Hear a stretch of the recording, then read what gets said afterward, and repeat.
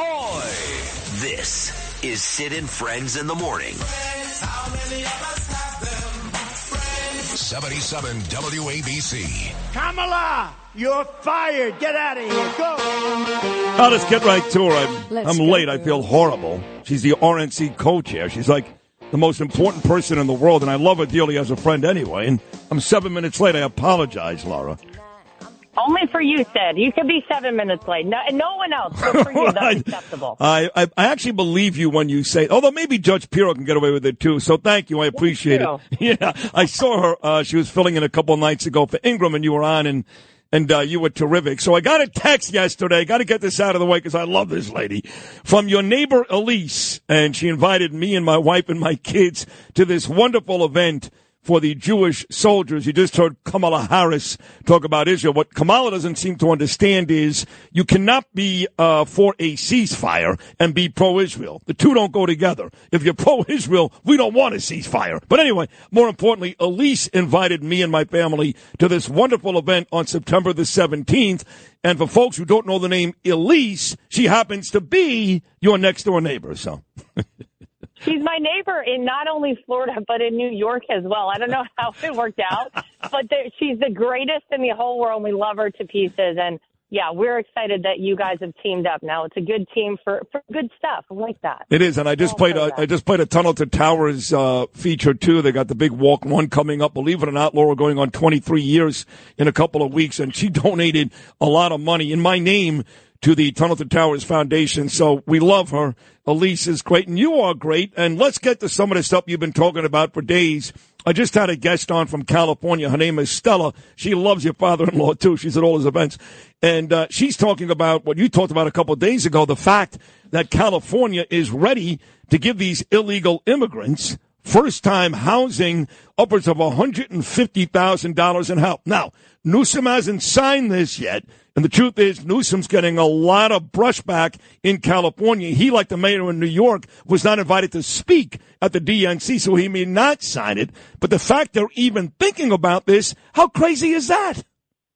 Well, it's all crazy, and it's why you see them now starting to backtrack, Sid, on the open border, on the fact that we've had 13 million plus illegal immigrants flow into this country, the fact that we are sending them around with, bus tickets, plane tickets, giving them IDs, giving them housing.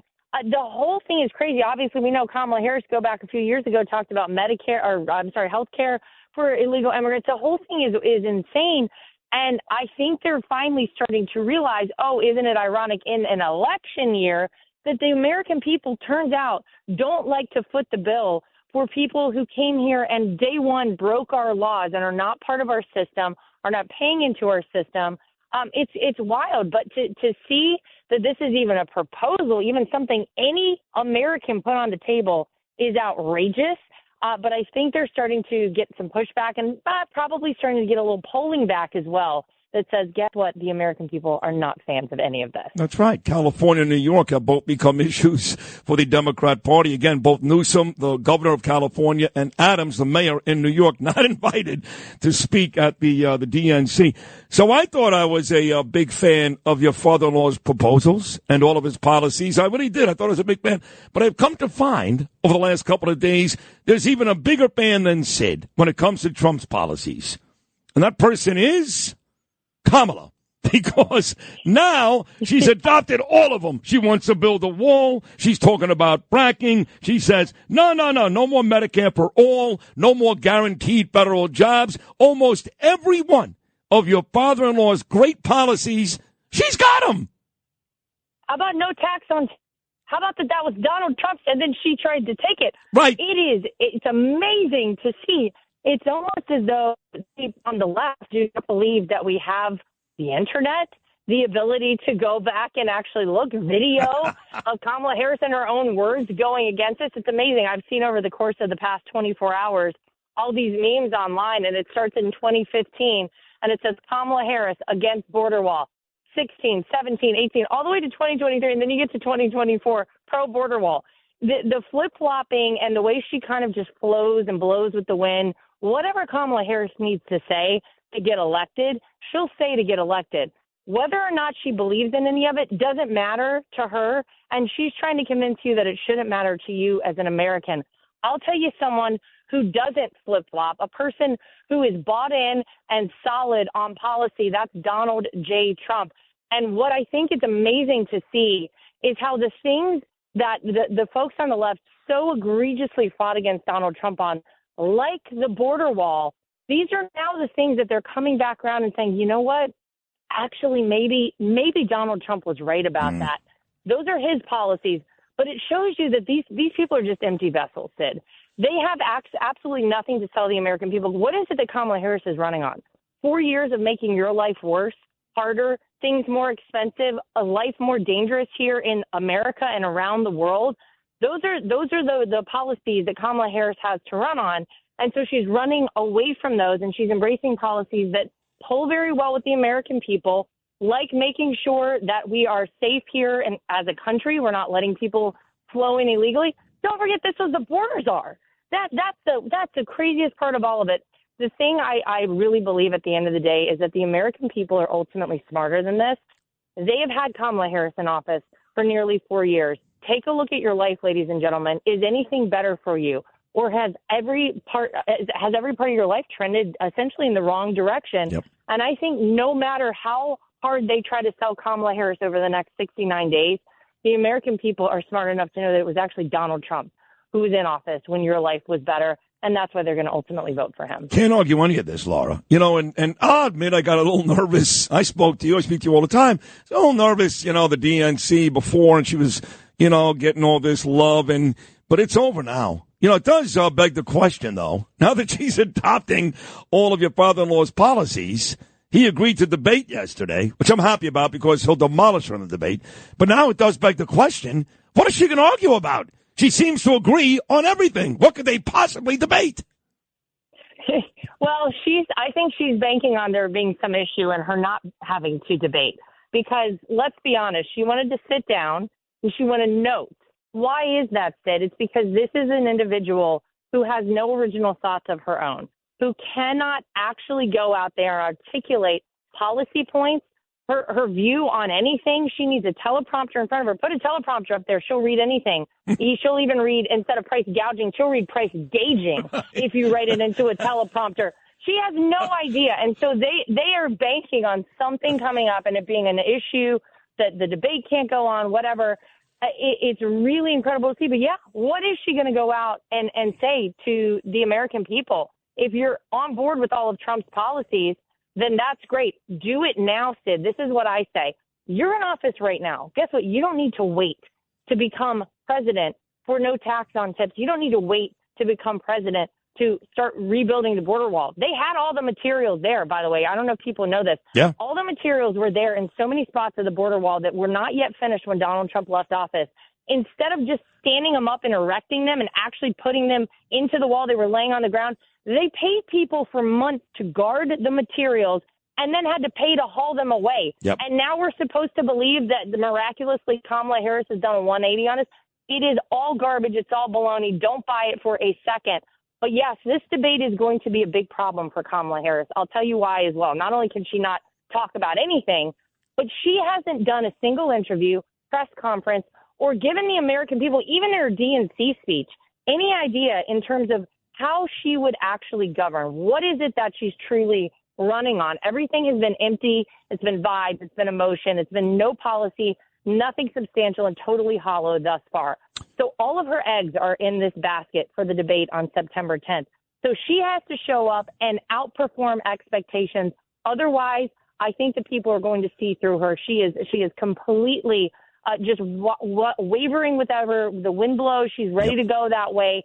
She has nothing substantial, and the American people are going to see through her. 100%. This is my friend Lara Trump, of course, the RNC co-chair, Donald Trump's daughter-in-law, and just one of the best Americans God ever created. We're talking about the debate. So here's my fear, okay, because we're talking about how she's all of a sudden agreeing on all the policy. So this animal, this special counsel, he's an animal, this Jack Smith. He may suffer from Trump derangement syndrome more than anybody, So now he's got another indictment all of a sudden yesterday, and he's going to try to weave around what, Your father-in-law could have done presidentially. Now this was private. He's trying to find a way to get Trump in trouble. I don't think it's going to happen. I think if it's not dismissed, it'll go away anyway. But he's doing his very best. And what I'm fearful of is that all she's going to talk about, convicted felon. Now, Bill O'Reilly says no, others say no. But what else is there other than her calling your father-in-law all these horrible names, even though the public knows it's all a joke? Yeah, well, this is all, look, all of this that has been orchestrated. And don't kid yourself, America. They have had a plan in place for, I'm going to say, a year now. You slap indictments against Donald Trump. You put a mugshot out against him. You make sure that a court in downtown Manhattan convicts him of 34 felony counts, this rigged sham trial that no other human being other than a person with the name Donald Trump would have ever found himself in a courtroom for. You push Joe Biden to do an early debate. You get the media on board to say Joe Biden might be kind of looking a little bad these days. I don't know. Is he able to run for president? Boom, debate. Donald Trump knocks him out with one punch. Joe Biden's done. He drops out of the race. Plug in Kamala Harris. I know, isn't it miraculous? 70 days before the most consequential election in American history, where you have an unknown candidate in Kamala Harris, a person who has had the most radical policies of any candidate in presidential history, all of a sudden you're going to slap another indictment on Donald Trump. It's all orchestrated. It's all planned. Yes, they're banking on this. They have been banking on calling him a felon, a convicted felon from the very beginning. That's the whole point of all of this, because the truth is, if they actually talk about the things that they have done to this country, not a single American would cast a vote for them. So do you in the wrong direction. Do you think that she will go to that convicted felon thing a bunch in the debate? Well, yeah, she's supposed to be the tough on crime prosecutor. Right. Don't forget, I'm going to prosecute the case against Donald Trump.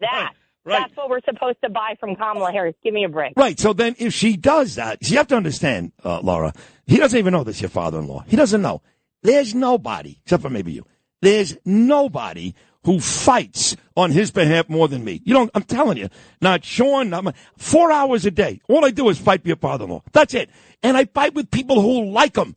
Because as I told him, you heard it on this show a month ago, don't worry about being nice. I'm still hearing that. Listen to me. That debate, he better not call her Indian. He better not tell folks she's stupid. He better keep, and I'm like, no.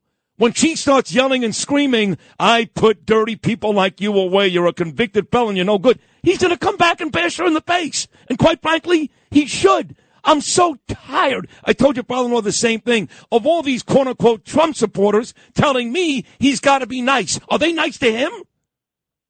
Well, of course they're not. By the way, you know what? It's working. Did you see the New York Times had an article out, I think it was yesterday, where they alluded to the fact that Kamala Harris is not very smart, and maybe she's a little in over her head. The New York Times. All right, so people can say whatever it is that they want about Donald Trump, but you got to go back to his business acumen and his career as a businessman and as a brander.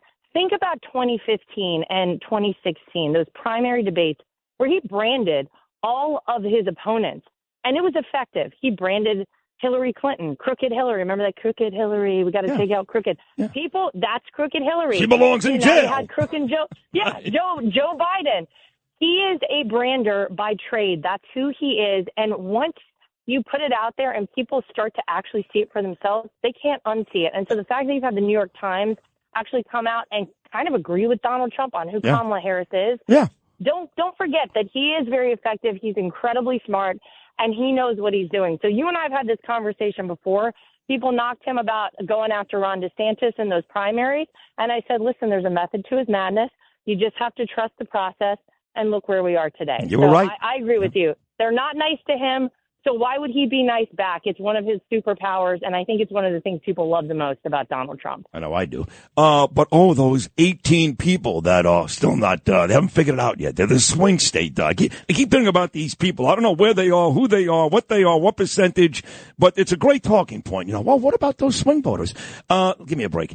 Just be Trump. Like Corey Lewandowski says, like I say, like you say, just be Trump. Be Trump. That's it. So finally, talk to me about money, because this is one of your major responsibilities.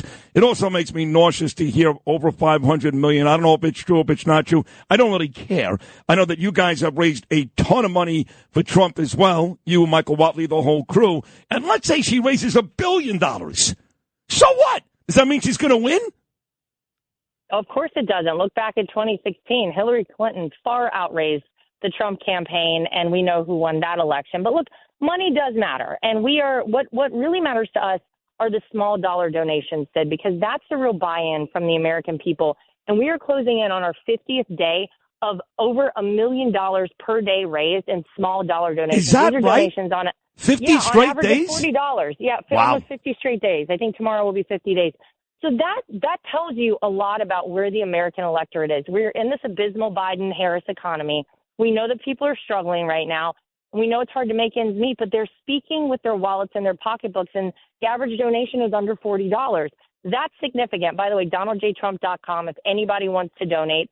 But money matters because we have to get the message out. We know the mainstream media is not going to do the job for us of actually talking about who Kamala Harris is and why she's a phony and why she would be so destructive to this country. So we have to advertise on television, digitally, reach out to those low propensity voters, those people who vote 1 in every 4 election cycles, and say, you can't sit this one out. You got to get out and vote in this election.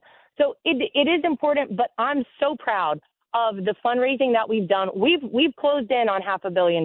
We're over that now at the RNC and Trump campaign. Thank you. And listen, we were about to take out lines of credit when I took the co-chair position. So I don't know what it's got to do with. I would say it's that Donald Trump is the candidate. But nonetheless, we're so grateful and so appreciative. Again, DonaldJTrump.com if anybody wants to donate. You're too humble, Lara. It's you. I'm not going to lie to you, whether you're on this show. I don't know about that. I'm serious. I see you on Fox News. I see your own podcast. You're on this show. You are just amazing. He is so lucky, Eric, the whole family, to have you as part of this campaign. I'll let Eric know. I'll call him up after this, Sid, if he's not listening already. Tell him. So say your husband number 2 said that. They're lucky to have me. Exactly. You were great again. I love you. Thank you so much, Lara. Thank you so much. You got it, my friend. Take care. There she is, the great Lara Trump, here on Sid and Friends in the Morning. She's always great, and we discuss a variety of topics. That's a 17-minute conversation.